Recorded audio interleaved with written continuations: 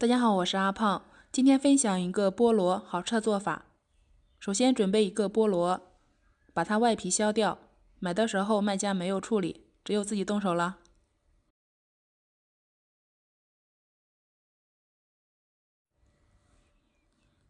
皮削干净后，先把它切成厚片，然后改刀切成丁，先放入大碗中。接下来准备一个鸡蛋，打入碗中，搅散后直接倒入菠萝里面。最后转移到料理机里面，选择果蔬键，打成细腻的果汁就可以了。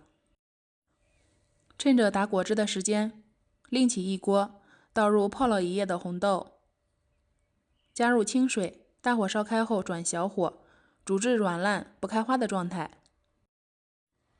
这个时候果汁打好了，取出400毫升，加入3克酵母，搅拌均匀。然后加入350克小麦普通面粉，搅拌成细腻无干粉颗粒的面糊，像这样。如果家中白糖富裕，这一步可以加入30克白糖，最后用保鲜膜盖起来，发酵至体积2倍大。红豆也已经煮好了，加入30克白糖，搅拌均匀，然后放一边备用。我是放到烤箱里发酵的，大约1个小时，已经发起来了。现在把做好的蜜红豆放进来，再用筷子搅拌均匀，并轻微排下气，然后盖上盖子，再2次发酵10分钟。取出电饼铛，不用刷油，放入2次发酵好的面糊，用铲子把它摊平，上面再撒一点白芝麻，吃的时候会更香。合上盖子，开中小火焖上7分钟左右。好香啊！能够清晰闻到一丝酸酸甜甜的菠萝果香味，又夹杂着芝麻的香味，真的是太香了。7分钟后用铲子按压，能够迅速反弹，说明就熟了。不熟的话，再烙2-3分钟就可以出锅了。然后把它分成小块。